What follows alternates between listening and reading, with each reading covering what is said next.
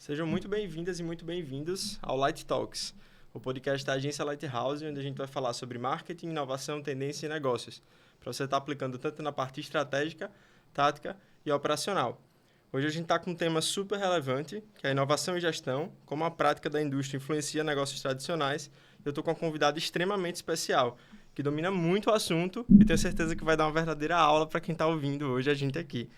O nome dela é Liana Sá, ela é coordenadora de inovação e pesquisa no Instituto Evaldo Lodge, o IEL, e também no Sistema de Federação das Indústrias do Estado de Alagoas. Administradora de formação com especialização em gestão estratégica de empresas e marketing. Também tem especialização em liderança para inovação e gestão da mudança. Ela é coordenadora de inovação e pesquisa no Sistema Aqui a gente corta depois. E pesquisa no Sistema da Federação das Indústrias do Estado de Alagoas, onde atua em temas como política industrial, competitividade, inovação, tecnologia, empreendedorismo, propriedade intelectual, incubadoras, polos e parques tecnológicos, interação entre universidade e empresa, capacitação e também pesquisa industrial. É representante da FIE no Conselho Municipal de Ciência, Tecnologia e Inovação da cidade de Maceió e de sobra, se tiver um pouquinho de tempo ainda, ela coordena o curso de administração da Faculdade da CEUNI também. Eliana, é um verdadeiro prazer estar sentada aqui com você hoje para a gente bater esse papo que vai ser bem enriquecedor e bem legal. E para a gente começar, eu já queria trazer para a pauta uma pergunta bem relevante. Como é que você descreve a evolução dessa indústria 4.0, né, com todo esse avanço tecnológico que a sociedade está vivendo, e as suas principais características, né? Como é que isso está afetando os negócios, a indústria, a sociedade como um todo? Oi, Gabriel. Primeiro eu gostaria de agradecer o convite, dizer que o prazer é nosso, né? Em nome do IEL, lá da nossa unidade de inovação e pesquisa, é muito bom estar aqui com vocês, conversando e falando sobre um tema que a gente ama, né? Com certeza. Que a inovação é uma das áreas de atuação do IEL, inclusive. Olha, Gabriel, quando a gente fala em toda essa evolução da indústria, a gente não pode deixar de citar 4 momentos, né, que foram as consideradas revoluções industriais. No primeiro momento, em meados do 1700, a gente teve a primeira grande revolução industrial, que foi baseada no ferro, no carvão, né, na mecanização da produção, deixou de ser uma coisa artesanal, com peças individuais, para ter mais mecanicismo, né, menos esforço do ser humano e mais introdução de mecanismos que pudesse facilitar essa produção. No segundo momento, a gente passa para a produção em massa, né? Que a gente tem muita coisa do Fordismo aí. Sim. A gente entra com petróleo, com aço, com eletricidade, atuando como combustíveis dessa indústria, dessa nova indústria, e isso foi em meados do 800, quase 100 anos depois. Então, você veja que da primeira para a segunda revolução, a gente levou 100 anos, mais ou menos, aproximadamente. Para a terceira revolução, que é aquela revolução da internet, dos computadores... Comunicação de massa, né? Comunicação de massa, a gente já levou mais outros quase 100 anos, certo? Essa terceira revolução já foi na segunda metade de 1900, então ela já levou um pouquinho mais de 100 anos. Só que dessa terceira revolução para a quarta revolução, que é a revolução da indústria 4.0, das fábricas inteligentes, das fábricas no escuro, então, isso aí já foi menos de 50 anos. Então, você veja que esse tempo que foi tão breve até chegar nessa quarta revolução, ele já está na velocidade do nascimento dessas novas tecnologias. Elas estão surgindo assim, muito rapidamente, e essas revoluções, na realidade, o que é que a gente está chamando de revolução? São tecnologias que entram no processo produtivo e eles realmente revolucionam. Você deixa de produzir as coisas de uma forma e passa a produzir nesse novo paradigma. Sim. Né? Então, o paradigma, por exemplo, da indústria 4.0 é a nuvem, computação na nuvem, é a segurança cibernética, você está falando de fábricas altamente automatizadas, sistemas totalmente integrados, Big Data, internet das coisas. São as tecnologias que a gente tem que marcam, né, que caracterizam a indústria 4.0. Perfeito. Tá? Muito bom. E eu acredito que para toda transformação acontecer, hajam desafios, né? Todo mundo que passa por um processo de transformação de um estágio para outro, a gente tem tanto ganhos como as perdas, né? A gente tem que deixar algumas coisas para trás, como hábitos e ações, e partir para alguns ganhos Sim. que são mais práticos, né, como um todo. Na sua visão, a gente tem algum case aqui em Alagoas ou aqui no Brasil dessa bem adaptação da indústria 4.0 que a gente pode trazer para a Olha, audiência? nós temos alguns cases. Legal. O primeiro case, que é assim, um case que eu particularmente amo, é o case da Natura, tá? Se vocês buscarem no YouTube, vocês vão ver fábrica automatizada da Natura. Cara, o homem serve para quando a fábrica apita, é hora de trocar a peça tal que se desgastou. Aí o colaborador vai lá e troca. Essa é a função dele, né? E aí, Gabriel, entra uma coisa que todo mundo me questiona quando eu falo sobre isso. As pessoas dizem, mas essas tecnologias vão desempregar as pessoas. Sim, era uma né? minha pergunta, inclusive. Pois é. Então, já antecipando, né? Se você quiser fazer a pergunta, o que é que acontece? Toda revolução, foi assim na primeira, na segunda, na terceira e vai ser na quarta. Ela vai, num primeiro momento, vai ter pessoas que não estão preparadas para lidar com essas novas tecnologias ou com esse novo momento. Sim. Mas o que é que vai acontecer? Uma revolução como a quarta revolução industrial, ela está botando o homem onde ele sempre deveria ter estado, que é na função de pensar, na função de inteligência. E as coisas, os trabalhos mais manuais, os trabalhos mais que você pode automatizar, isso fica para a máquina.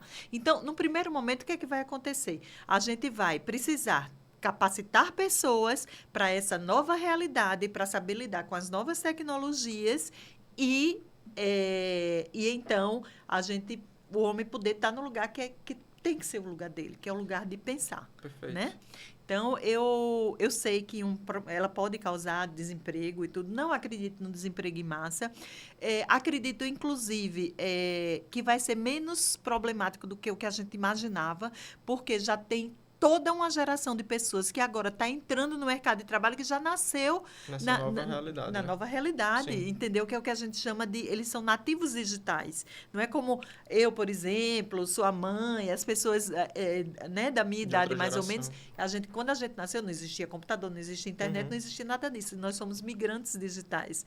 Enquanto as pessoas que estão entrando agora no mercado de trabalho, elas já lidam muito bem com essas tecnologias. Sim. Então, eu acho que o impacto vai ser menor até na mão de obra. E é interessante pensar na cadeia também, né? O que é que essa nova indústria não impacta a cadeia da educação que vai preparar essa nova modalidade de trabalho para o mercado, né, como um todo. E acho que você deve ver bem essa realidade tanto no IEL como no SESI como um todo, né? Existe um desafio voltado para a área educacional como um todo?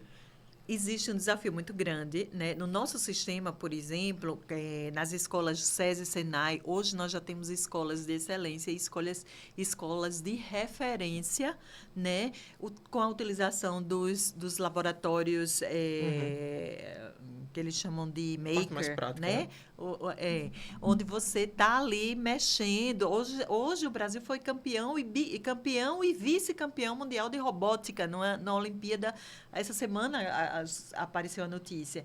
Então, quer dizer, termina que essas novas tecnologias têm que impactar a educação. 100%. Né? E eu espero que o Brasil leve isso muito a sério. Por quê?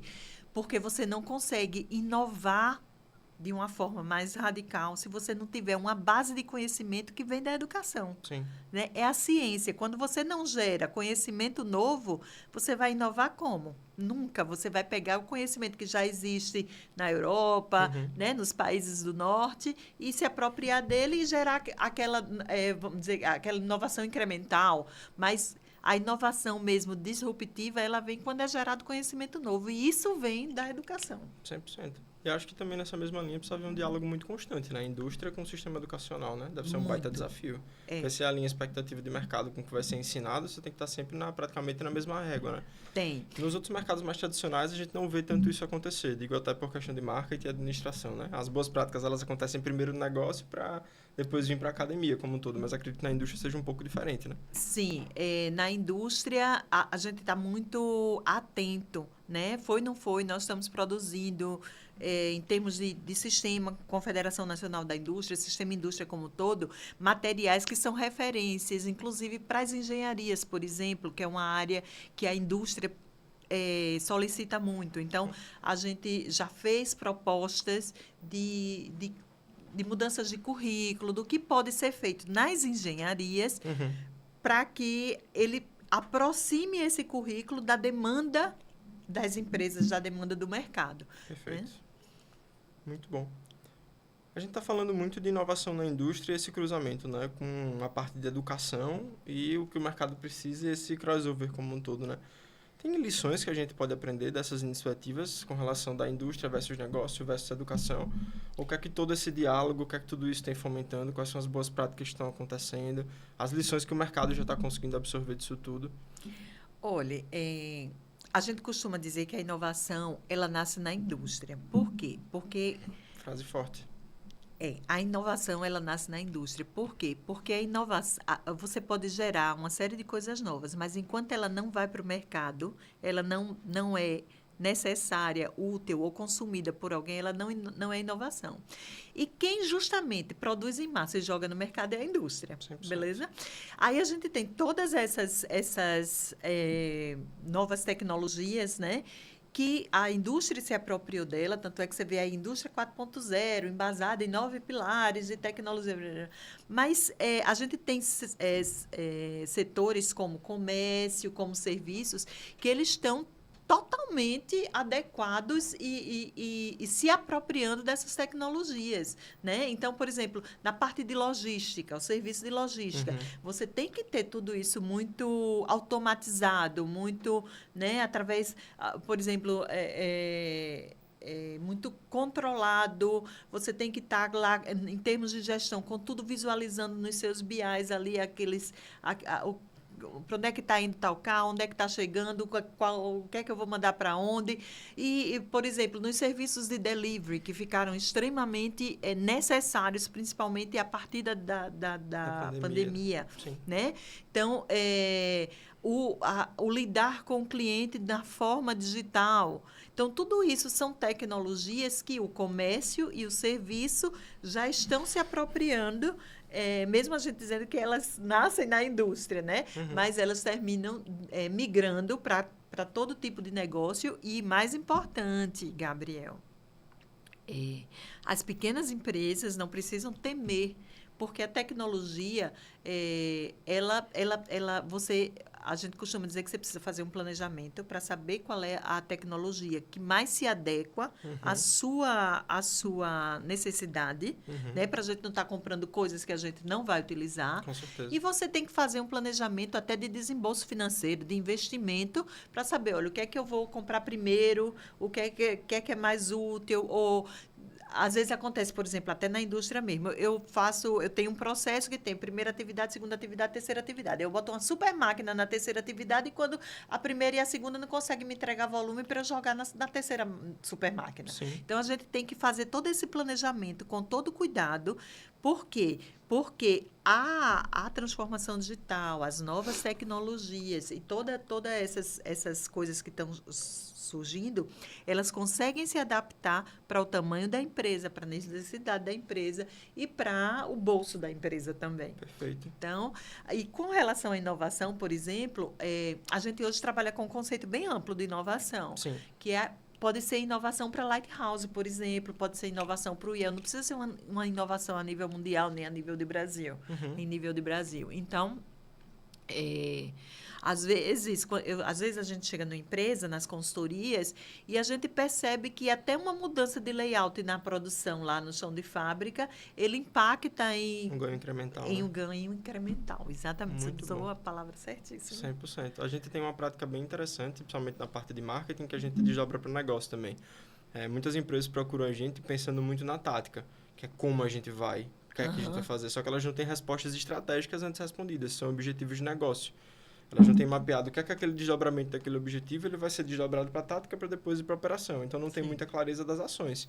Eu acho que dá para a gente fazer um crossover na borda de tecnologia com isso. Não pensar primeiro na tecnologia, mas sim pensar no que de fato vai inovar. O que é que você quer com aquele ganho de inovação? É um ganho de logística, como você estava comentando? É um incremento de tempo? É uma redução no custo de aquisição de cliente? É mais dados de operação para tomada de decisão mais assertiva como um todo? Então, assim... Isso tem que ficar bem claro, né? Bem claro, eu acho, para mim. Eu acho que primeiro ele nasce na estratégia de negócio, com objetivos muito claros, os UQs, né? Bem feitos ali, para depois vir para como a gente vai fazer isso, que aí já entra a tecnologia, entra canal de marketing, trazendo um pouco mais para o marketing digital, e depois os UQs, né? Que são as ações práticas do que de fato a gente vai estar fazendo para realizar aquilo tudo.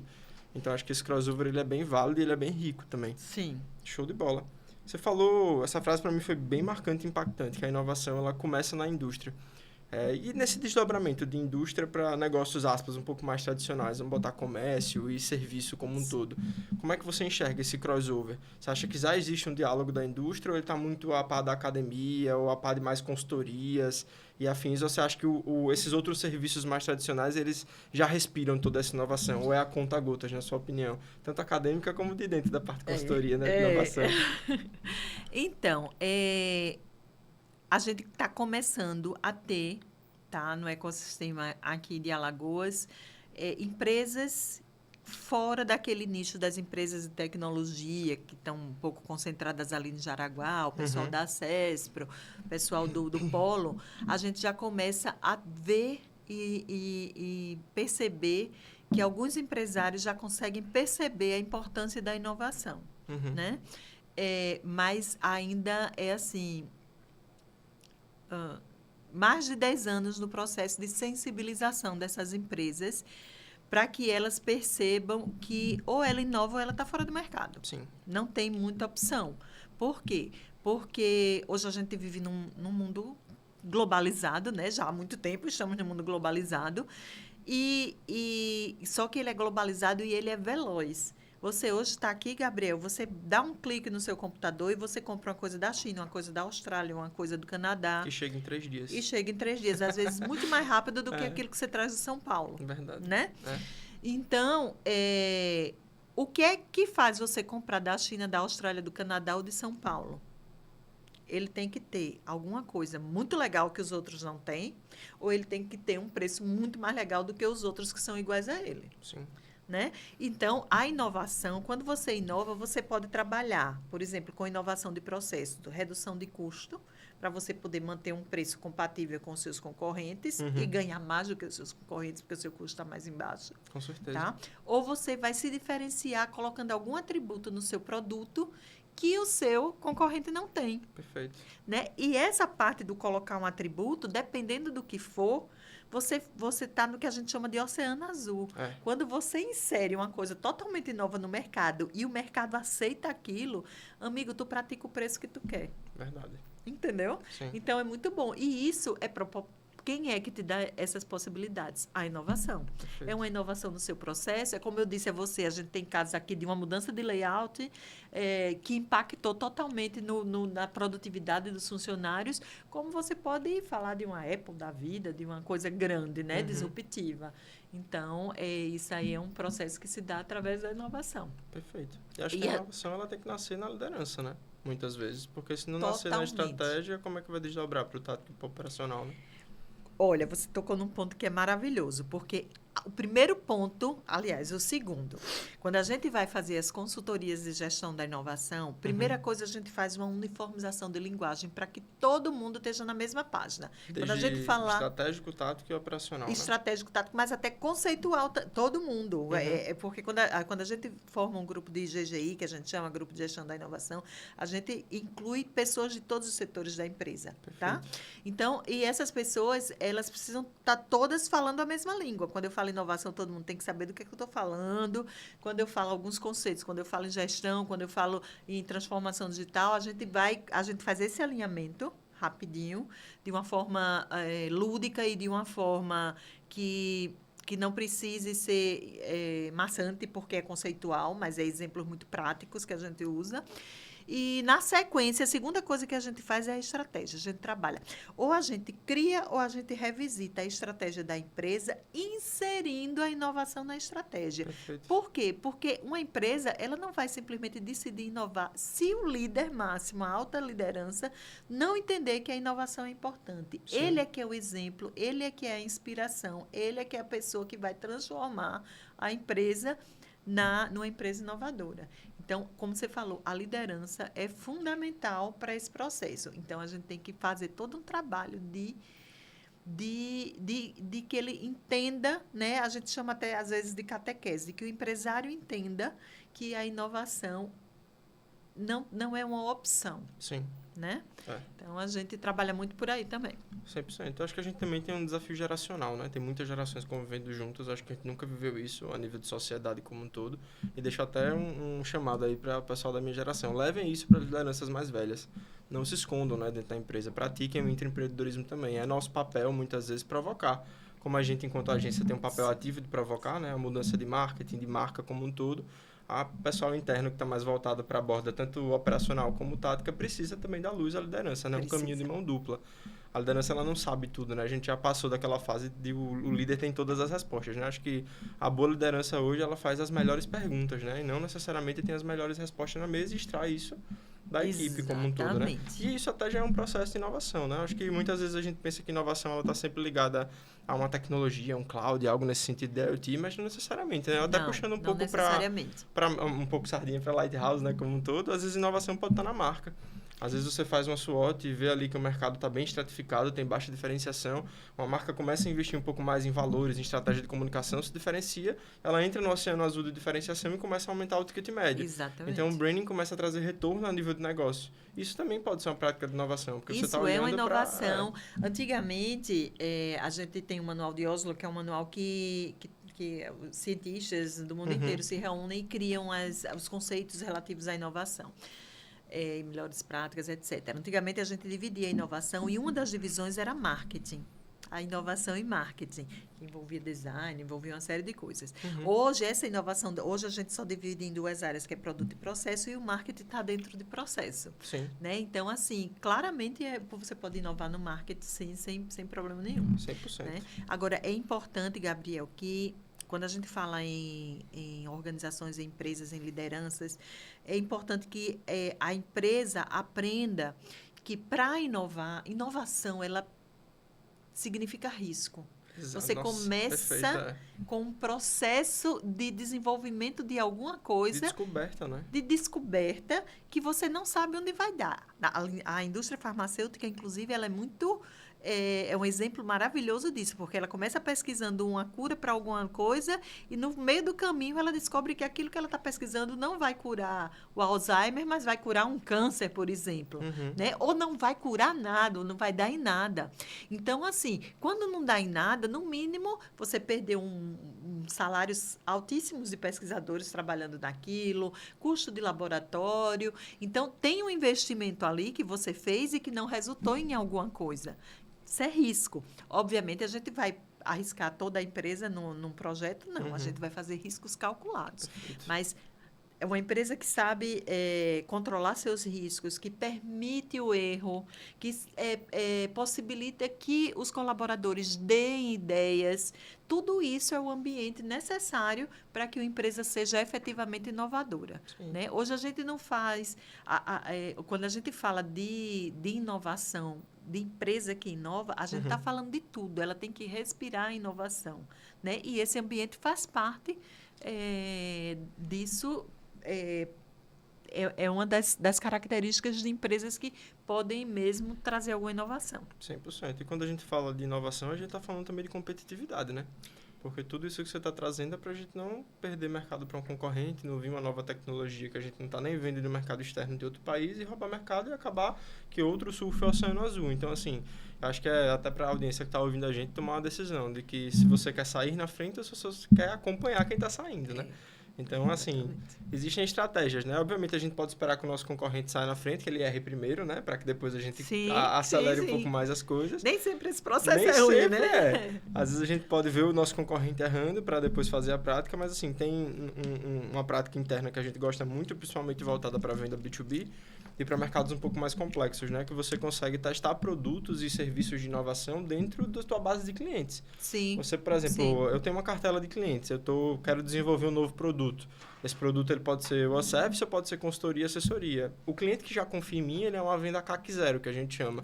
Eu não tenho um custo de aquisição para bater na porta desse cliente e dizer, estou com esse novo produto, esse novo serviço, queria testar com você. Estou fazendo MVP, estou fazendo modelo piloto e queria ver como é que tem esse fit da nossa proposta de valor com o que você precisa e fazer esse teste. Então, assim, às vezes a inovação ela pode ter um custo muito reduzido, você consegue aprender muito a nível de produto, a nível de serviço, a nível de comércio, principalmente sem desprender, obviamente, de um grande risco de mercado. Mas, obviamente, isso tem que vir, como você bem pontuou, da parte estratégica, a nível de cultura, principalmente, para que a empresa se torne mais competitiva. Acho que esse apetite ao risco, as empresas que não tiverem esse apetite a partir de então, elas vão estar fadadas ao fracasso. Infelizmente, assim, a gente vive transformações robustas em todas as áreas possíveis. O marketing se revolucionou nos últimos 6 meses com a inteligência artificial. A gente tem chat GPT, tem gerador de imagem, tem gerador de vídeo agora a partir de inteligência artificial.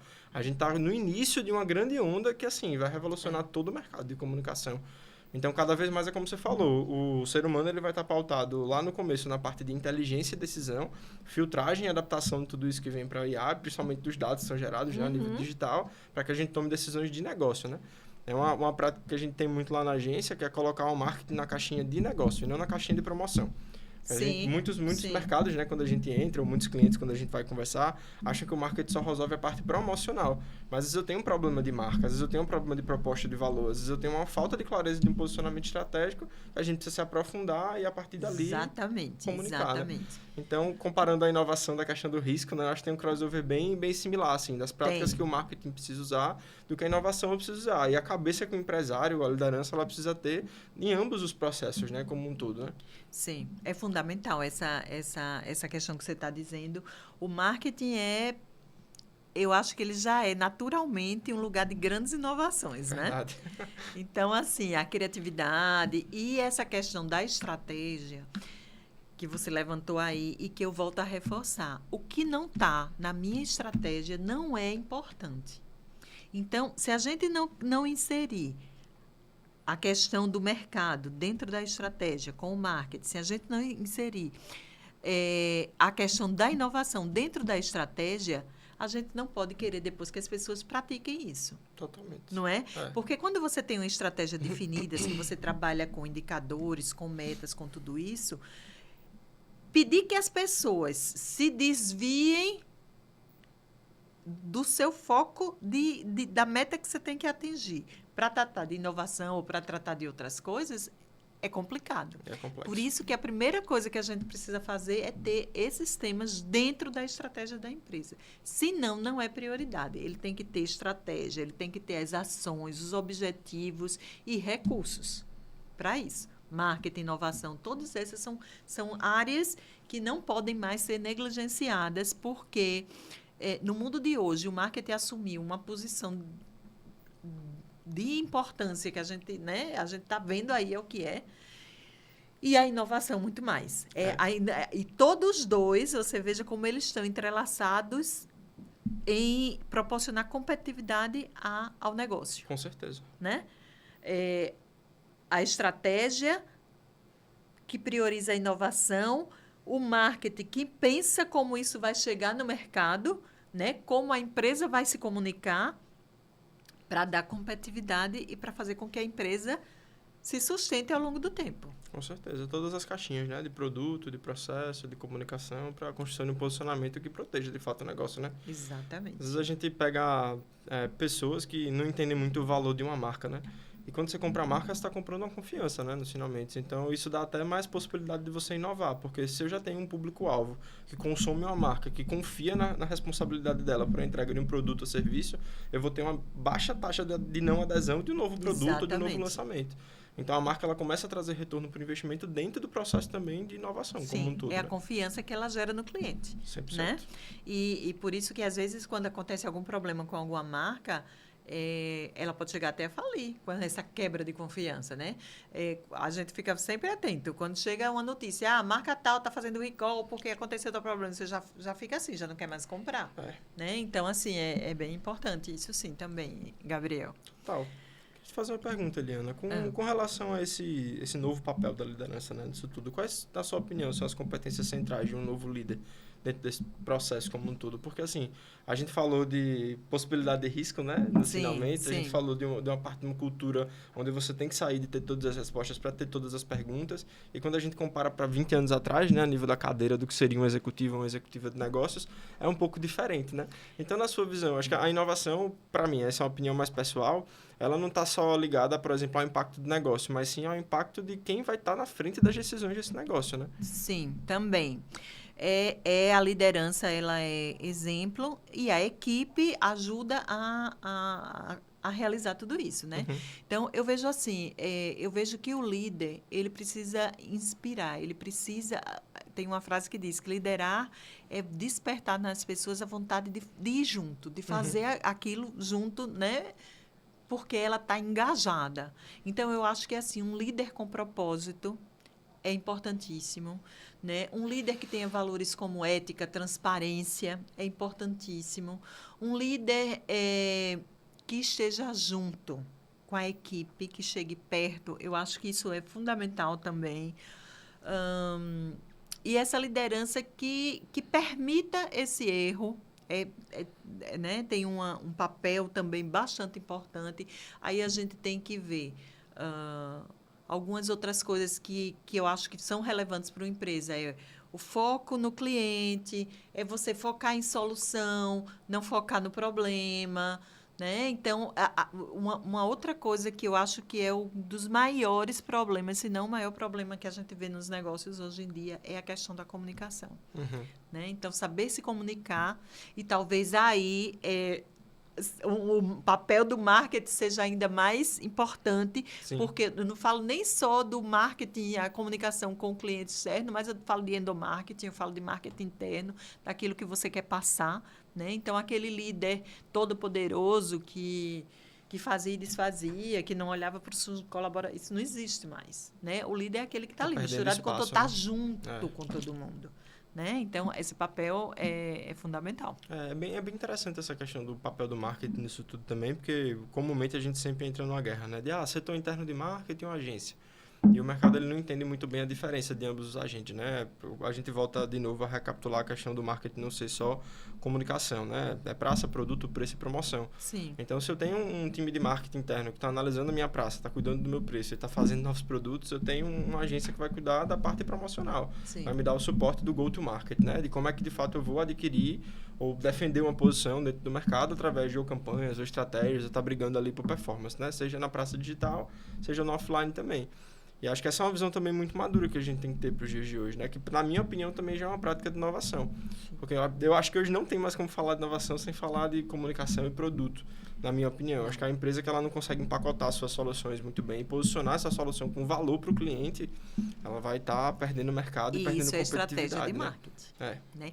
Porque, deixa eu te contar uma coisa. Você sabe que ter empresas inovadoras é importante porque são empresas competitivas, é importante para um país, para uma região. Por quê? Porque são empresas que geram patentes, que têm royalties, que exportam, que traz dólar para dentro do país. Então, por conta disso, a gente tem vários editais chamando empresas que têm projetos de inovação, que a gente chama, antigamente se dizia fundo perdido, hoje a gente diz recursos não reembolsáveis, né? Como, tipo Tecnova, por exemplo. Então, nesses editais, o governo te dá dinheiro e tu desenvolve soluções, beleza? Então, a gente tem uma série de editais que o governo dá para justamente favorecer as empresas, né? Estimularem as empresas a trabalhar com projetos de inovação, a criar produtos inovadores. Aí a gente tem vários editais, a gente tem editais de colocar pesquisadores nas empresas e tudo mais. Aí acaba, o produto fica lindo, maravilhoso. E agora? Agora a gente não tem mais apoio, a empresa não tem apoio para botar o produto no mercado. Eita, danada. Você acredita que hoje, no processo de inovar, o colocar a inovação no mercado, ou seja, colocar a novidade no mercado, quando ela é consumida que vira inovação, é o maior gargalo. Caramba. E é mais um ponto que a gente se entrelaça com o marketing. 100%. Né? Porque ou você tem uma pessoa competente na área de marketing para fazer essa transição, ou a coisa ainda é pior. Né? Fica mais difícil ainda. E aí a gente vem batalhando há muito tempo, levantando essa bandeira de que os editais eles precisam contemplar também a parte de comercialização. Sim. Né? Total. E assim, se engana quem acha que está disputando espaço só com concorrente direto ou indireto, né? Acho que hoje a moeda da vez é a atenção do público, né? É a atenção do E o público, é a público, ele experiência tá... do cliente. Nossa Senhora. E o Né? público, ele tá no YouTube ao mesmo tempo que tá na rede social, que tá no Netflix, que passa pro canal de notícia, que volta pro Instagram, que depois enjoa, abre o TikTok, que depois abre o Pois WhatsApp. é. E no TikTok ele quer ver tudo em 3 segundos. No Então, Instagram em 8. Nos E assim vai. finalmente, se a empresa não tiver centrada no valor do cliente, tiver clareza dos seus próprios valores e como ela vai comunicar tudo isso, como é que ela chama atenção? Pois é. E é importantíssimo que elas percebam que, assim, como elas precisam inovar para não morrer, se elas não tiverem uma estratégia de marketing muito inteligente e nas mãos de pessoas que entendam do que está fazendo, ela vai estar jogando dinheiro fora. Totalmente. Só fazendo uma recapitulação, a gente falou um pouquinho sobre a indústria 4.0, né, da diferença da 1 até o 4. Falamos também sobre o papel, né, de fato, da inovação dentro dos negócios, que é para gerar diferenciais competitivos, né, que falamos um pouco também do papel da liderança, né, e de tudo isso, que a gente está passando por uma revolução cultural no papel do líder de negócio e alguns atributos-chave centrais. E para você, Eliana, quais são os agentes externos e internos que precisam acontecer? Um exemplo, o caso do próprio IEL, o próprio SESI Senai, o governo, como você comentou, através de editais. Para você, qual o papel desses portais ou dessas instituições nesse processo de levar a inovação, essa conexão indústria-mercado, indústria-academia, esse triângulo todo que precisa acontecer para, como você falou, a gente estar mais competitivo, de fato, o Alagoas e o Brasil está atraindo investimento externo e a economia rodar como um todo, né? Olha, Gabriel, a gente tem uma coisa que a gente chama de ecossistema de inovação. O ecossistema de inovação, ele é composto por startups, por empresas de tecnologia, por empresas tradicionais também que pretendam inovar, mas ele é composto por instituições como o IEL, como o Senai, com o Senai Hub, por exemplo, como o Sebrae, que dá muito apoio. Aí a gente tem as empresas governamentais, né?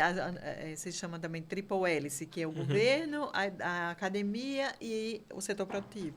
Aí a gente tem as instituições de fomento, as instituições financeiras, como, por exemplo, uma agência como a Desenvolve. Né? Então, a gente tem uma série de instituições que trabalham ali esse tema. Então, quando você quer desenvolver novos produtos, por exemplo, coisas de laboratório, então você tem o NEAL, o FAO, o IFAO. Quando você precisa de um empréstimo, você tem, por exemplo, se for uma empreendedora mulher, tem um banco da cidade, banco da mulher, aí tem a Desenvolve pelo governo do estado. Quando você quer consultoria, você tem o IEL. Quando você quer laboratório para desenvolver coisas, você tem o Senai Hub.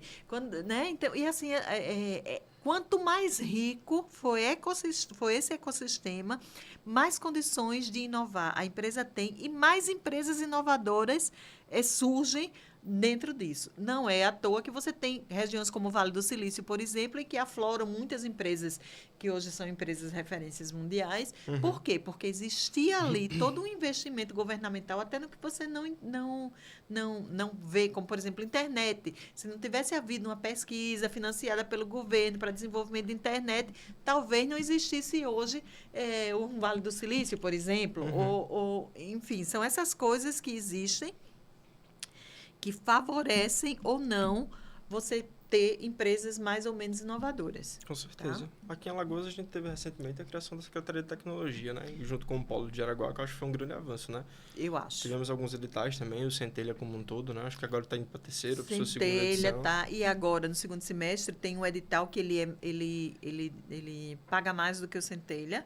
É um Tecnova, né? Acabamos de fechar uma edição com empresas como a Rentalk, por exemplo, que estava lá dentro. E são editais com que você pleiteia valores maiores e também precisa entregar projetos mais robustos, né? São empresas já mais consolidadas e tudo mais. Então, assim, existe dinheiro para inovação. O ponto mais frágil dessa cadeia do processo de inovar é colocar no mercado, é a comercialização. Mas o recurso existe, a gente está lutando.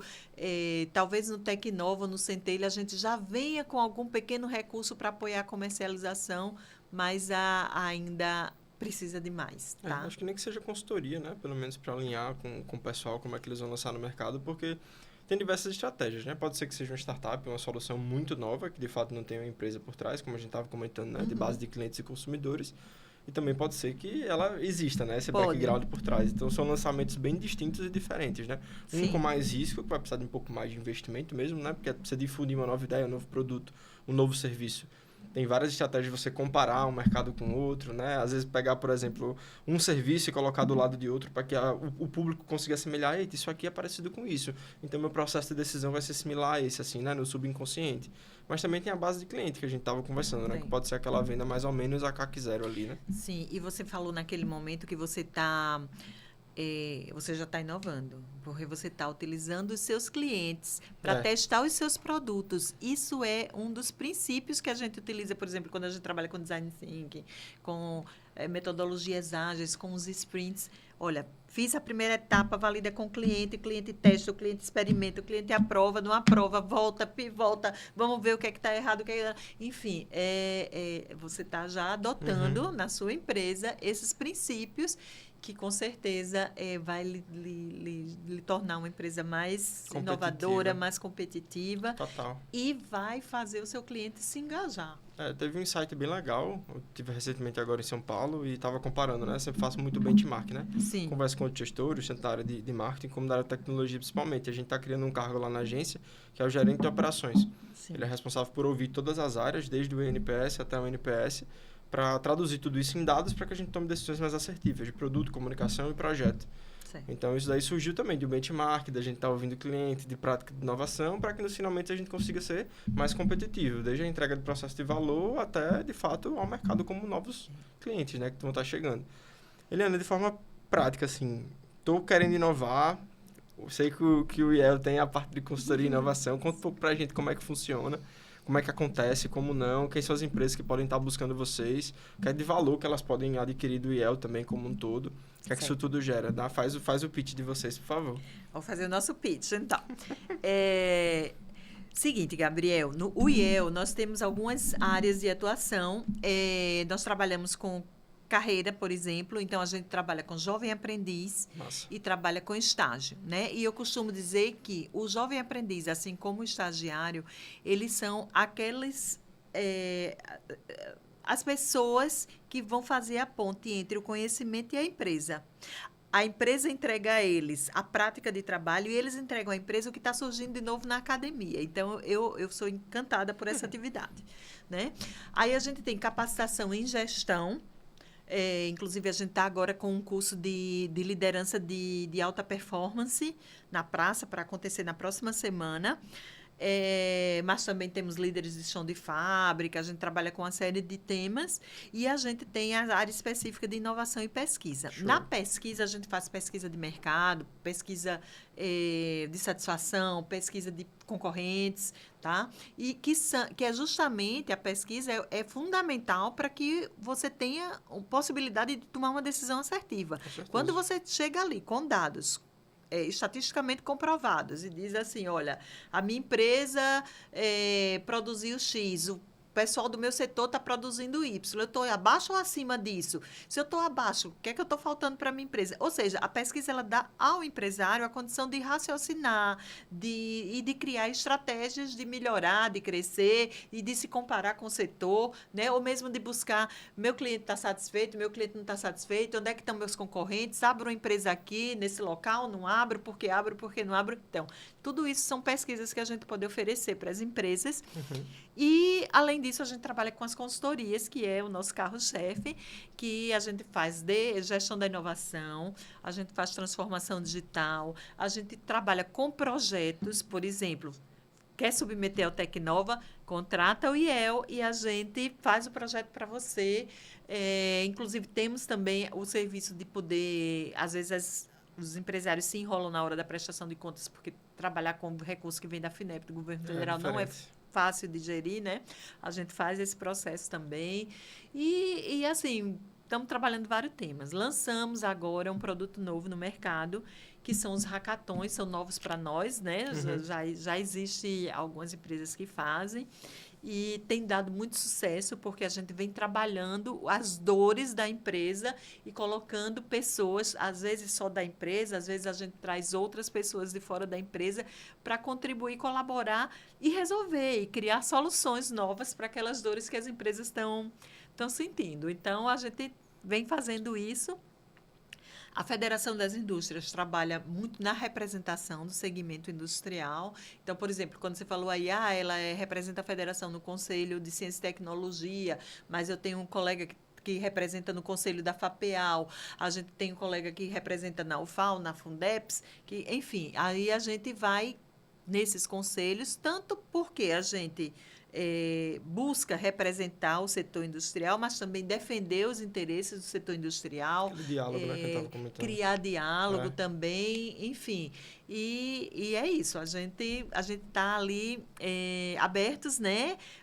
Podem nos procurar no IEL, na Casa da Indústria, temos todas as ferramentas, temos LinkedIn, temos Instagram, o nosso site, os nossos WhatsApps, e a gente está ali para oferecer o que tem de melhor em gestão, né, para auxiliar a gestão das empresas. Show de bola. Levando as práticas industriais para os mercados tradicionais, né, como um todo, para todo mundo, isso aí. Exatamente. Muito bom. Eliana, para a gente finalizar, a gente tem desde diretores a gerentes e analistas, né, que acompanham o podcast da gente. O que é que você deixaria de mensagem para essas pessoas com relação à inovação, a boas práticas de gestão? Qual o conselho ou a mensagem-chave assim, que você gostaria de deixar para a gente encerrar o podcast? Olha, primeiro, inovação não é insight, inovação é processo. Perfeito.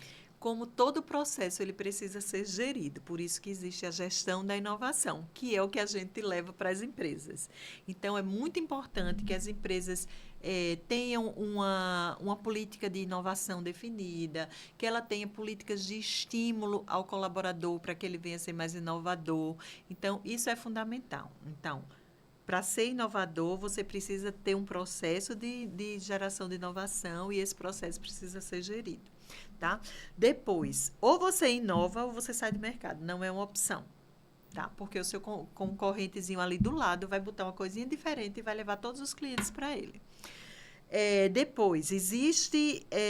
hoje, a gente fala muito de inovação aberta, de colaboração, né, e de ecossistema. Ou seja, se você buscar, Gabriel, empresas de sucesso e inovação, você vai encontrar na história delas, todas elas, em algum momento, ela teve algum apoio de alguma instituição, algum apoio da academia, né? Então, assim, é extremamente importante, não desconsiderem esse apoio, esse pessoal que tem expertise nessa área, porque eles têm estimulado bastante as empresas a serem mais inovadoras, né? Aí a gente tem, por exemplo, quando a gente fala em proteção de conhecimento, é uma coisa que eu acho importante falar. Se você patente, né? De patente, né? Até a própria marca, sim, registro. né? O registro de marca, um desenho industrial, são propriedades método, industriais, propriedade intelectual, tudo isso que é importante proteger. E para finalizar, não posso deixar de dizer, né, que procurem essas instituições, né, o IEL, que a gente está ali para apoiar as empresas a se tornarem mais inovadoras e ter uma gestão mais ajustada também. Perfeito. Tá? Show de bola. Queria agradecer demais, Eliana, por ter topado o convite. Acho que o papo foi de extremo valor. Para você que está acompanhando a Lighthouse por aqui, todos os dados, tanto da Eliana como do IEL e da parte da FIE também, vão estar na descrição do episódio para você saber mais e se interar sobre toda a parte de serviço e do ecossistema também. Obrigado a todos e até a próxima. Joia, obrigada.